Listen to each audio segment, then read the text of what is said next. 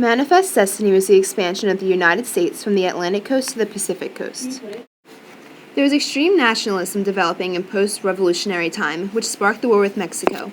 They felt that the United States was disregarding the people that had already occupied the land. At this point in history, the United States had already obtained land up to the Mississippi River, and the Lewis and Clark expedition was complete. A newspaper editor named John O'Sullivan named this journey westward the Manifest Destiny. Religion played a major part in the drive west after the Second Great Awakening. They felt that they were destined to have this land, or that it was a given right by God. Along the way, they encountered many Native Americans, and they also had a lot of fur trade. The Europeans had control of fur trade at this time, but Jacob Astor challenged him and profited from it. Throughout the journey, many more people began to call the West home, but slavery was beginning to spread to these areas because of the need and the want for cotton fields in the West. The North did not want any slavery to spread to them, and this was a big concern for them. The Free Soil Party was formed in 1848 and was made up of members from the Whig Party, the Liberty Party, the anti-slavery Barn Burner Democrats, and members of the failed 1846 Wilmot Proviso. The main purpose of the Free Soil Party was to abolish slavery and to speak against its growth into Mexican territory. Their nominee for president, Martin Van Buren, did not win the election, but many members of this party were elected into the House of Representatives. This helped form the Republican Party. During this time, they were in the midst of the presidential election, and they were discussing whether slavery should be legal or illegal.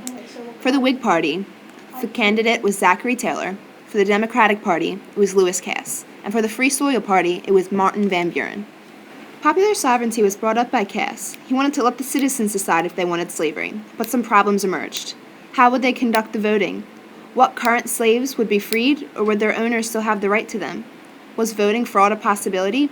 Cass ignored the issues, and Taylor won the election. In the late 40s to the early 50s, Stephen Douglas makes popular sovereignty more popular again. The California Gold Rush began on January 24, 1848, when James W. Marshall discovered a small piece of gold in the American River. News traveled fast and brought thousands of immigrants to California. An example of population growth was in San Francisco, when their population jumped from 1,000 to 20,000 in under 2 years. The rapid increase of population in California made it the 31st state. The United States had gained California just 2 years prior in the Treaty of Guadalupe-Hidalgo. There were only 2 routes you could take to California at this time. One was a sea voyage from New York to the northern tip of South America and around to San Francisco. This was very unpopular because of the illnesses and the cost. The second route was a land route by the Oregon Trail. Both routes took roughly 6 months. The tremendous amount of immigrants and the long journey sparked the idea and the construction of the Panama Railway. The Panama Railway was the first railroad to stretch all the way across the country. The influx of people from all over the country and even all over the world made California extremely diverse. The immigrants were called 49ers. They came from various places such as Australia, New Zealand, Hawaii, China, and all over the United States. They came to find gold and possibly work for the gold miners. You may recognize this sports logo for the California 49ers. It's a football team who are named after the 49ers that came to California during the California Gold Rush. The Overland Trails West were a series of trails built in 1830 to 1860. Approximately 250,000 to 500,000 people traveled on these roads.